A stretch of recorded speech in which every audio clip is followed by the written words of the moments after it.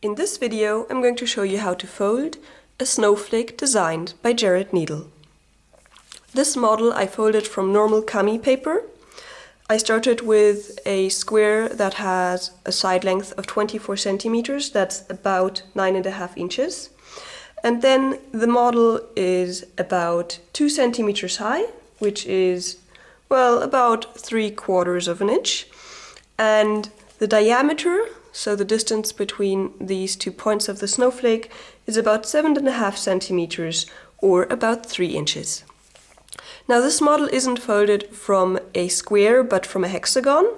I have a video on how to get a hexagon from a square, or you can use a pattern.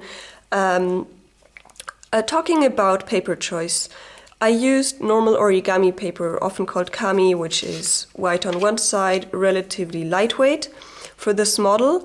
But if you look closely, you can see that there's a hole right here in the center of the paper, because there's a lot of tension on that point. Now, kami isn't the perfect paper, but it's okay. I've even folded this from copy paper, which is much heavier and a bit harder to work with, but that works okay too. If you ask me what is a paper I really enjoy using, one paper is a pack-on paper. I think it's called Rainbow Craft, and I think it's available in the US and on Amazon. So if you have access to that, you might want to buy this. It's really very good paper for tessellations. It's very thin, it takes creases very well, and you won't get that small hole in the center of the paper. You can also try using bread wrap or baking paper, which is also very thin. I haven't tried myself yet, so I can't tell you whether you'd have that problem with the hole in the center. So I'm just going to really quickly dash through making a hexagon, and if you need details, just go on to the video. So let's get started. So just going to fold in half, pinch a quarter, bring the corners to the quarter. This usually doesn't give me perfect hexagons, but I don't care too much. Actually, I usually don't care too much to get a perfect shape with hexagons.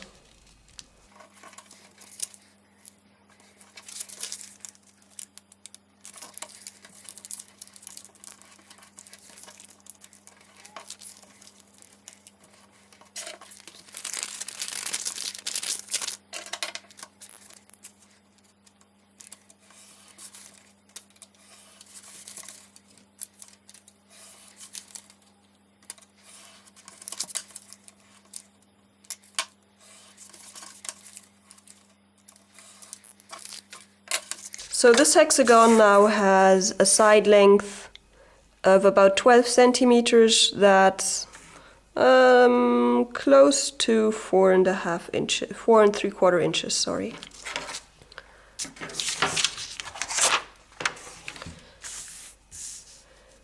Now I've already got 2 creases on this paper, but we need to add all of them in any case.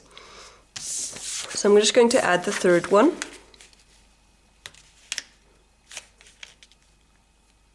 And if you haven't cut a perfect hexagon, try to crease between the 2 points rather than bringing these points to align the other ones. And let's see, I'm going to be folding a white. No, let's go with a colored snowflake. So I'm going to just invert those creases so they are valley folds on the colored side. I actually recommend using paper that's white on both sides, but in the video I think it helps to have a white and a colored side. Then turn over and now crease these halfway creases by bringing these 2 points together.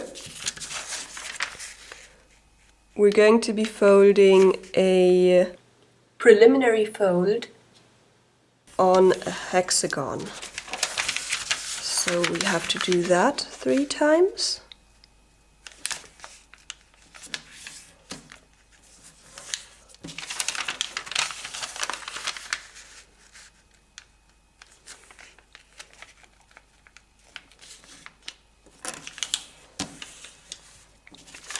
And then we can collapse. Just take those 2 mountain folds. If the creases are in the right direction, it should work out okay. And you've got 3 flaps on each side.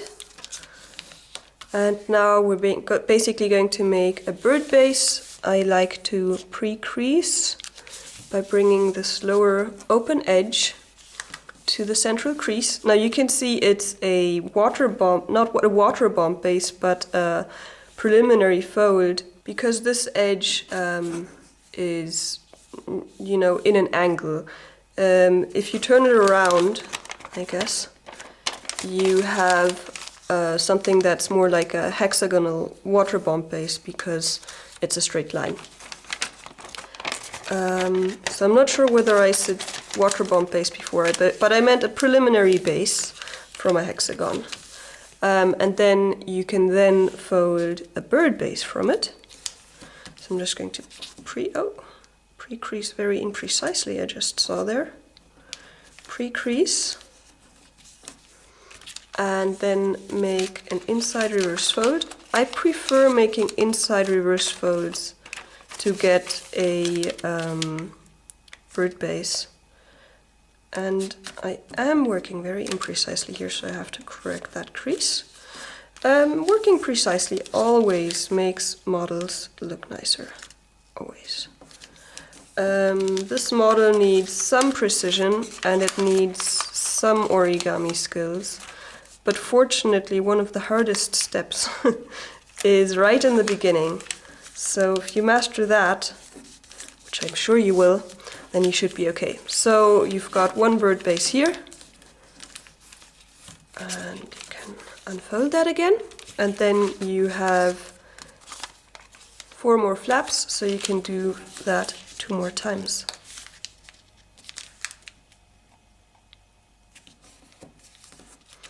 In this model there will be a lot of repetitions, and I believe for some of them I'm just going to fast forward.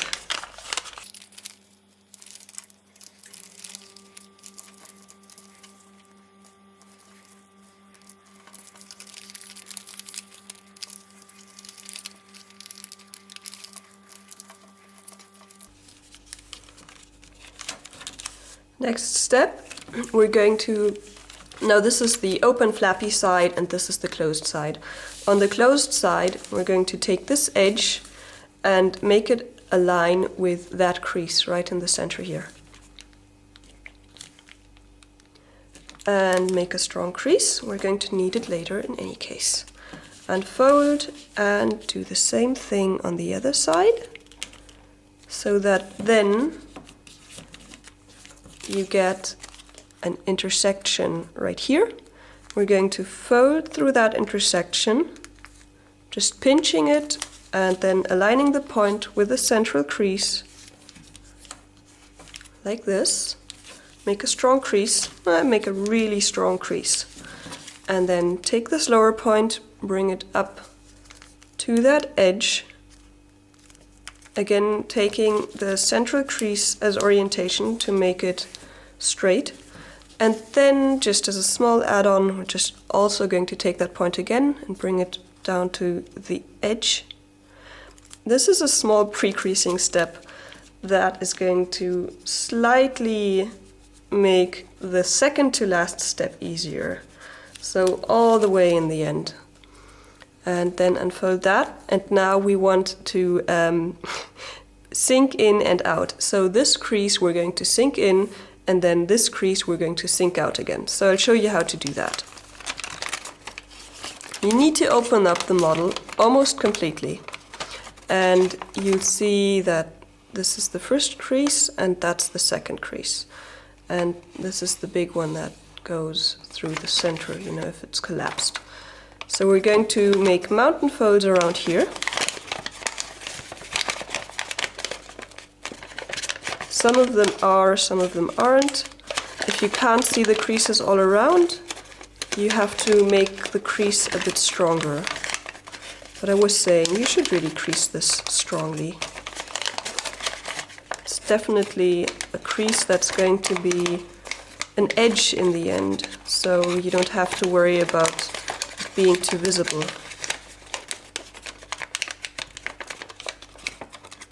So just pinching that all around. And then kind of try to collapse it a bit so you can really see that hexagon in the center. Now we have a small hexagon in the middle and then a very small one close to the center. I'm going to collapse in the next one. So I'm going to do this as follows. I'm going to take one hand and go into the bottom of the model. And then I'm going to take these two fingers and start pinching this. So I'm going to push this fold down to pinch this together, and at the same time my hand is supporting this point down here, which is exactly that point up here. So kind of pinching this together, I'm always using one finger to push this down to pinch this together, and then kind of ensure that this pinches together up to that point I'm supporting, and then go around. Making it sound quite hard, but I'm just trying to explain how I collapse double sinks and hoping you can learn something from that. It's not actually as complicated when you've got some practice with it at least. And then it kind of looks like this, so I'm just going to open this lightly. You don't have to do this to see that now it's valley folds all around that inner hexagon. And then you can just collapse that. And then you've kind of only got this section left. Now we're going to do some spread squash, which is probably the hardest step, and the one before was probably the second hardest. You've got some creases here already, but we're going to make those a bit stronger just to make it easier to perform that step. Because before we were creasing through a lot of layers at the same time. Now you're only creasing through 4 layers, so that's okay. And then up here you can see that there's a layer here. And you can just pull that layer down up until this crease basically. So you're going to be folding along this crease. So I'm just going to stabilize the model here, pull here, push at this point to really get the crease to go there, and then open this up. And this really doesn't fold flat. So once you're at that point and you're kind of happy that this is in the right location, which you can also tell on the inside here, you're going to push on this point and that point to make them spread. You see that? It went really fast. I'll try to do it a bit slower on the second one. I'm really putting pressure here so that the paper tension in this point is quite big. So I can press down on 3 points and then push on that point. And then it will start collapsing. And then you want to make that go along the creases that exist. So what also helps is pulling these 2 points apart to make it pop into that crease. And trying to really slow this down because the step can be quite quick. And then you get something like this. Now you want to fold this back up, but rather than just folding up, it's quite important that you first make this small inside reverse fold. It happens almost automatically. You just have to go in with one finger and then push up. Because there's creases there, they're quite strong. And then you close the model. Now you can do that 2 more times, so you can see you've got 4 flaps left where that step isn't done yet. So I'm going to take these 2 adjoining ones and those 2 adjoining ones. And then repeat that step at the pre-creasing.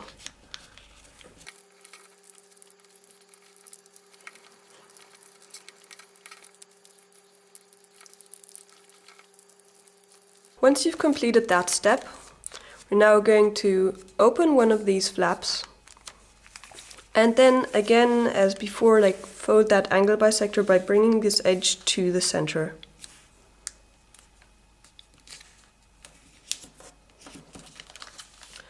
Same thing on the other side.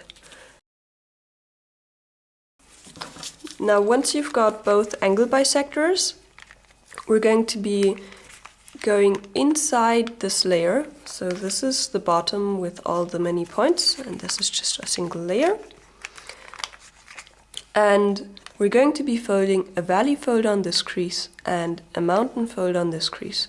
So I'm going to put one finger inside these layers and push these two layers together and open this up.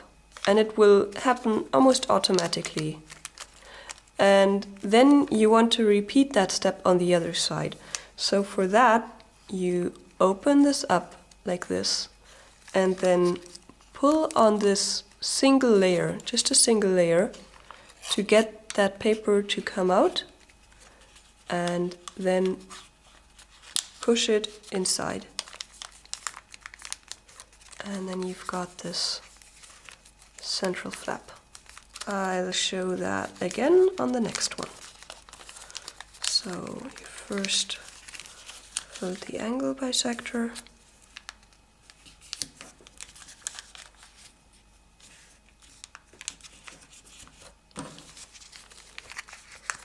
Then you open up really like that. Then just pushing this down, it's going to go on the correct location. And fold over and take a single layer and pull it to get that extra paper outside. And then push it inside to get this crease to be a valley fold. And continue.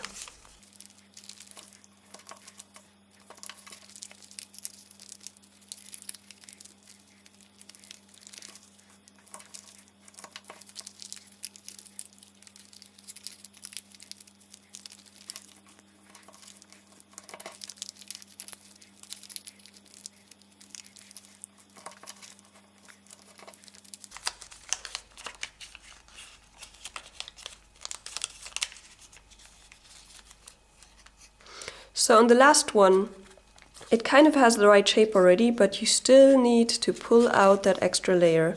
You don't have it down here anymore, so you kind of have to grab in here and pull it out.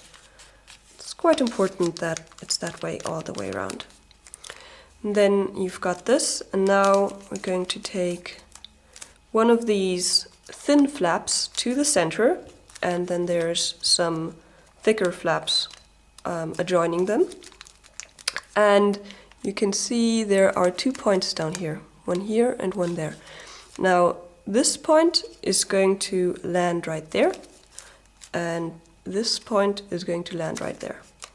So how does that happen? Let's just take one, and you really have to pull it a bit so that it goes there. And then you can see the paper is 3D. There's some paper tension here. Can you see that? And there we have to make a squash fold. So first I'm just going to try to get this to lie down in the bottom a bit, and then push that paper. It's hard to show, kind of going to open this a bit more than necessary, and then just push that flat. And it should, if you work quite precisely, really fill that whole triangle area here. And then same thing on the other side. We work this point, now this point goes over there. So you move it over. Then you flatten in the inside of the model. Bit hard to show, hope you got it. If not, just watch me a couple more times. Then flatten the top flap and pre-crease the center by bringing point to point. unfold, and then fold that flap inside this pocket.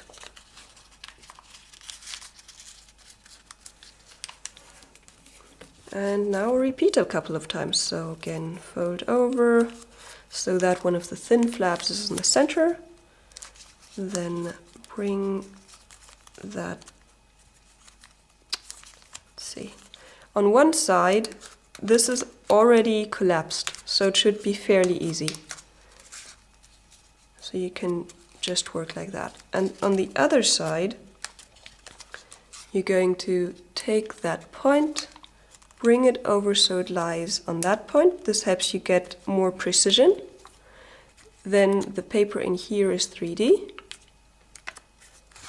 And you want to push it flat. So that all of that triangle, all of that blue here, is hidden inside. Then again, flatten this area, pre-crease, and fold inside, and continue. I like to balance out the model once it gets too thick on one side, so you can just flip over some layers when that happens to you. So now every time on one side, the step is basically already done. And on the other side you have to work. This only works if you use adjoining flaps that you work on, so I recommend that. You still have to do that step just as many times, so just think it's a bit easier if you just need to worry about one.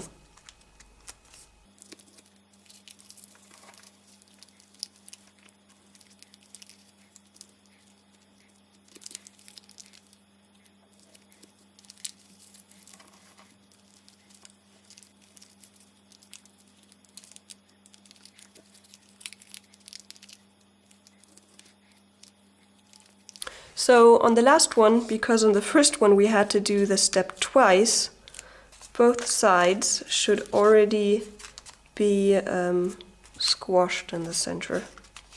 Should be the easiest one, the last one. First one the hardest.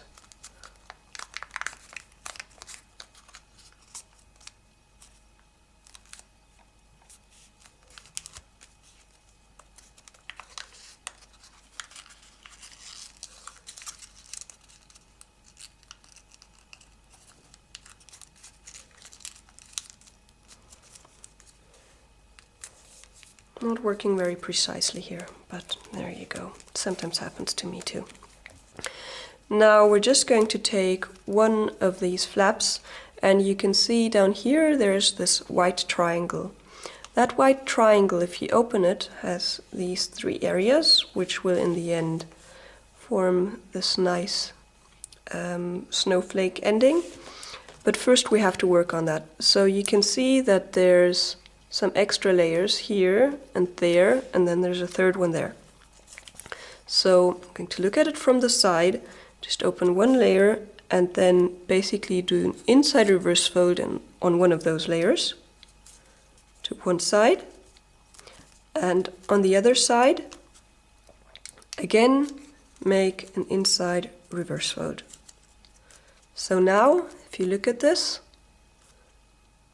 there's still that single layer, and the other two layers I showed you before now, instead of going outside, lie inside. Then you're going to make a small pre-crease on this angle, so you're going to take this edge and fold it to that edge. Small pre-crease, and then we're going to put this around that central point symmetrically. You can see that goes around symmetrically. And continue with all of the other ones.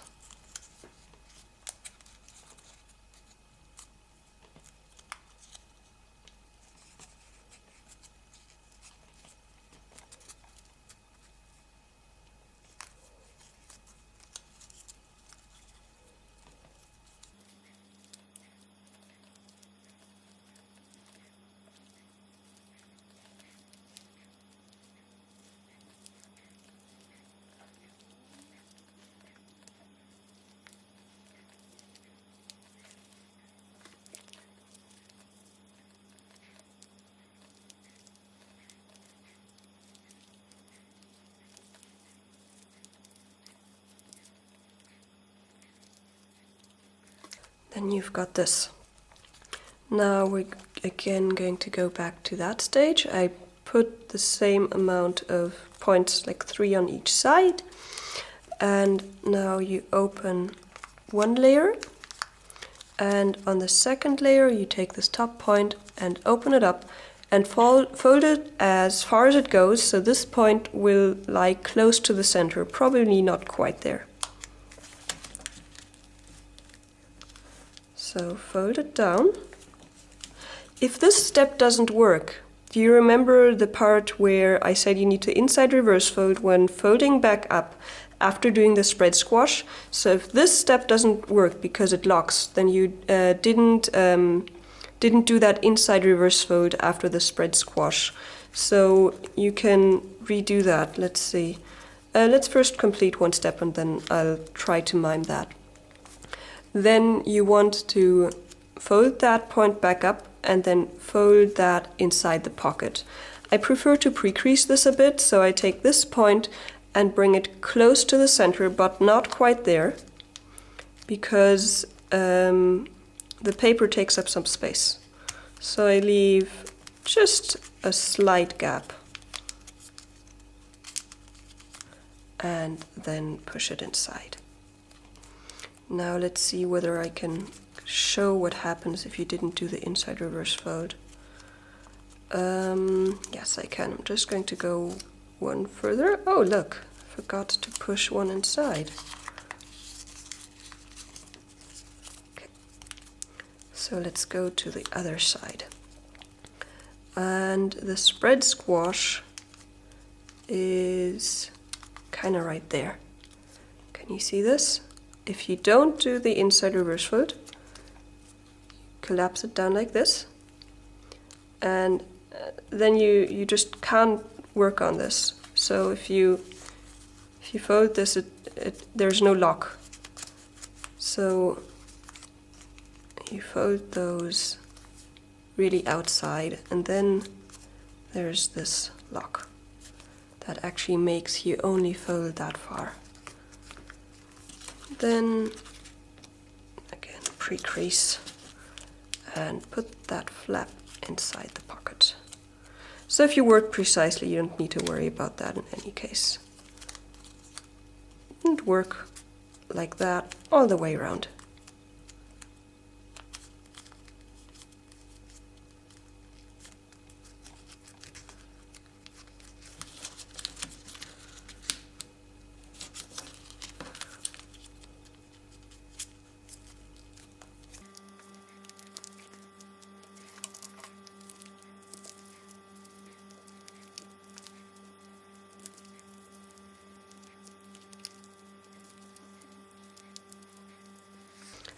Once you've completed that step, you can put this into the snowflake shape, or close to it. And you remember the pre-crease I did right in the beginning. Well, we're going to use that now because this is the second to last step. You can also see this top point has a big hole now because I've been very rough to the paper. And this doesn't work if you use some better paper than this. So now we want to sink this point, so we're just going to pull this apart a bit, quite carefully because the paper ripped in that point, and try to flatten that so you get that hexagon to show up that we pre-creased. And we want to sink that now. So what I'm going to do is take these 2 fingers to sink and push inside here, just pinching a bit, kind of trying to get along those creases. The pre-crease helps a bit. You can leave it off if you like, actually.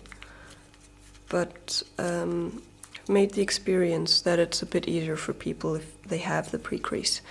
Once you've got that pinched for each one, you can just close it up, and then you've got that nice star shape in the center.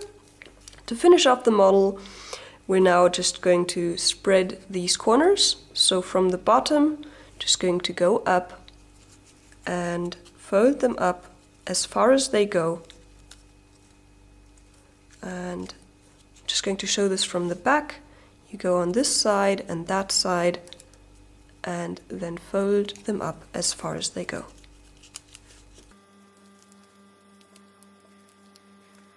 And then your snowflake, designed by Jared Needle, is all done. I really love this model because it just looks just like a snowflake. It's not like a star or some folded paper, but you can really imagine, making this smaller and it being a snowflake. Maybe a simple one, but a very nice one. So if you work with paper that has two colors, one side is almost white and the other side is fully colored. But as I said, I recommend using paper that is white on both sides, or blue, or whatever color you like. So, hope you enjoyed this video. Happy folding. See you next time.